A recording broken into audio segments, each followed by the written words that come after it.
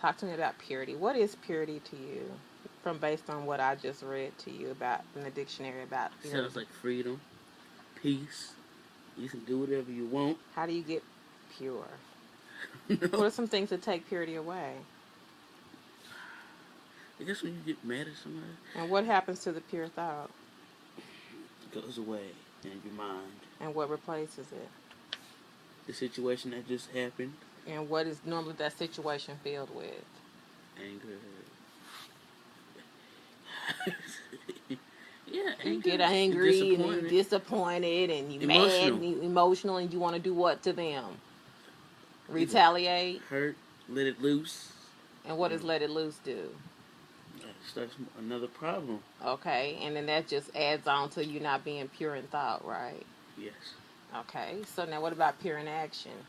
Like, what if nobody's messing with you and you just know that you can get away with something? Do you just do it anyway? You have to think about it. Is it really worth it?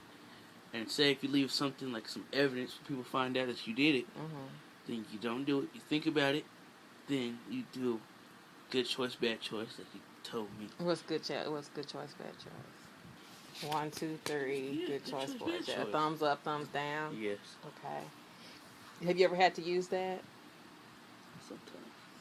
And have you ever taken the bad choice? Yes. And chosen not purity? Sometimes. Okay. And have you ever made the thumbs up decision and made the choice to choose purity? Yeah. It's like one time, I guess this animal was trying to come after me. It was a dog. And it looked like it was trying to attack me. And I had a stick. And what'd you do? It didn't attack me. It just walked and mind its own business. And what was the choice? Your choice. Leave it alone. Don't mess with it. Okay. What about like with language? Is there a such thing as purity in language? Yes. Be kind to people and don't be ugly with people. What does it mean to be ugly with people? Using harsh words. Like what? I hate you.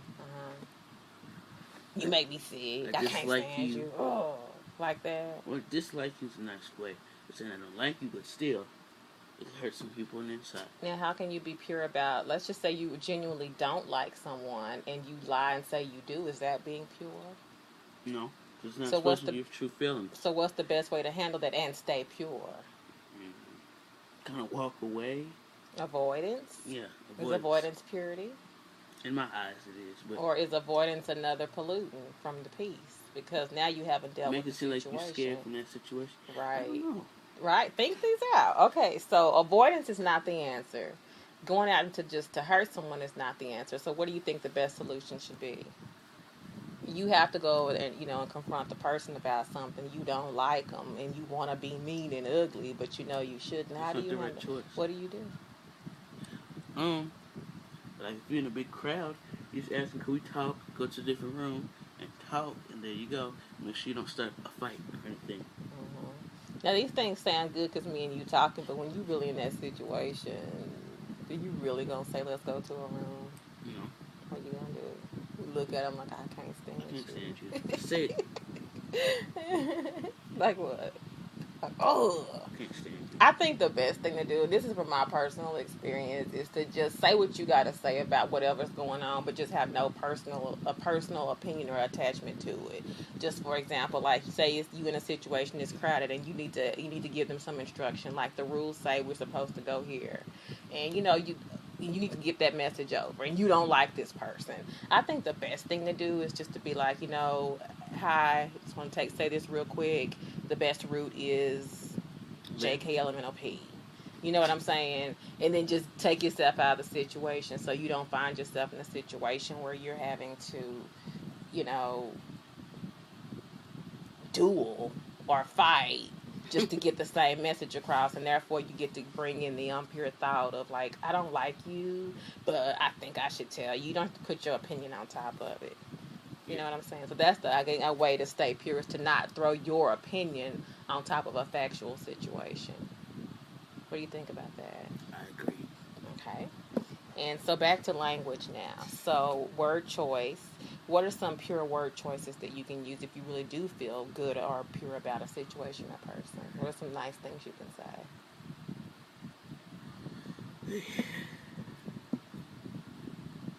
I like you. I love you. You look nice. You look pretty. I appreciate that. I appreciate you. Things like that. What about cuss words? No, this is just a turn off. But what if they what if you really feeling that, and so you don't think purity and curse words can go hand in hand? No. Okay. What do you think about when someone is unintentionally harmful to you? Like, it's like, it's a difference when like me and you are known enemies and I'm mean to you, and then it's a difference when you and I don't even know you and I'm mean to you. What do you think about those situations? Why are you doing it? And like, what's the point? I don't even know you. You don't even know me. And now, if you did know them and you didn't like them, what does that say? Like they trying to start something? You have to say go to somebody that you can talk to, a parent, a friend, a teacher, or a counselor. Okay. Then what about like body image and purity? What do you think shows a pure body image? You think about smile, the attitude, the voice. Now, what are some things that, even if you never hear them speak, or they don't ever interact with you or move, some things that you perceive to be as unpure or unclean? The way someone dresses, what are some of those, like those appearance-wise things that you think may be impure? Have you ever seen someone and you thought to yourself that they're not clean? No, I wouldn't sit there. I'm not judging. I'm asking. Have you ever? Have you ever looked at someone and said they look clean? Huh? Yes. And what is it about them that makes you say that? Sometimes personality that they have. What do you think a purist is? A person who aims at the choice of their whole lifestyle being a pure lifestyle, which means the way they talk, the way they eat, the way they interact, the way that everything about them they want to be clean. Like they don't defile themselves or their body or other people. Have you ever known anyone that's a purist who try to basically walk into this, in this light where they just try to keep themselves from being influenced by things that are impure? Can you think of anyone that may be a purist? Call it. No. You think you would be able to recognize someone if they were a purist? Probably. What are some of the things that would make you think that someone's a purist? Someone who does what? Just think. It's just us talking. Yeah. I don't know. A purist is someone who just, maybe a priest. Could that be considered a purist? I'm just asking. Or none. Could that person be considered a purist? A baby. A baby? You mean a baby? They don't seek to cause trouble, do they? No, they just don't do anything. Okay, they're a purist at heart. Okay. What about guilt?